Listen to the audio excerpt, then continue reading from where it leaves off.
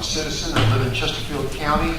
I've paddled on the river in that vicinity of the discharges, and I'd like to echo some of the earlier concerns here with regard to the discharges and the use of a mixing zone.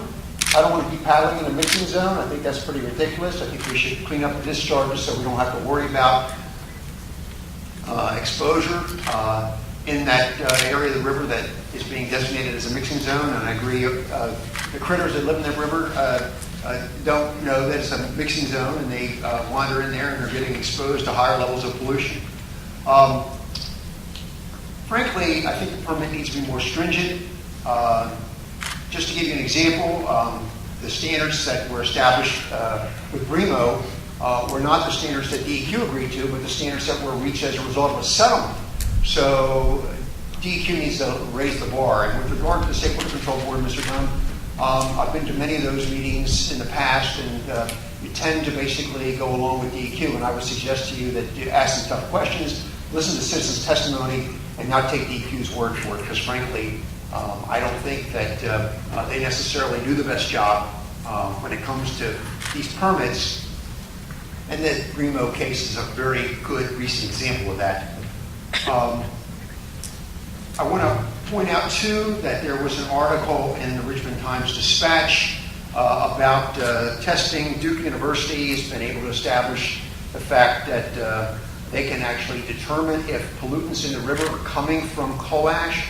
And they did some testing. This is an article that was in the paper on, let me get this right here, June the 10th in the Richmond Times-Dispatch. And they're using isotopes of various chemicals like boron. And they found that and they tested the water above the plant, and then they tested the water below the plant. And they tested for boron, and they found that the boron levels were 8 times higher than the background levels above the plant in the sample they took below the Chesterfield plant, and that the arsenic was 17 parts per billion in one sample, 17 times more than the background level, again, above the river. Those are probably, well, I wouldn't say that. These levels are the result of discharges, I guess, both the ones from the existing permit as well as from groundwater contamination.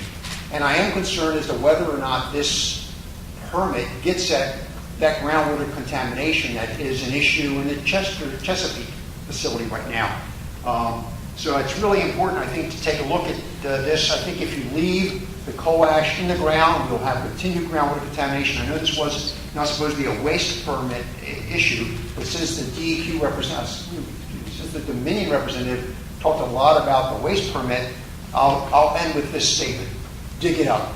Dig it up and move it to a solid waste landfill away from the river. It will never be safe where it is, or continue to be contamination.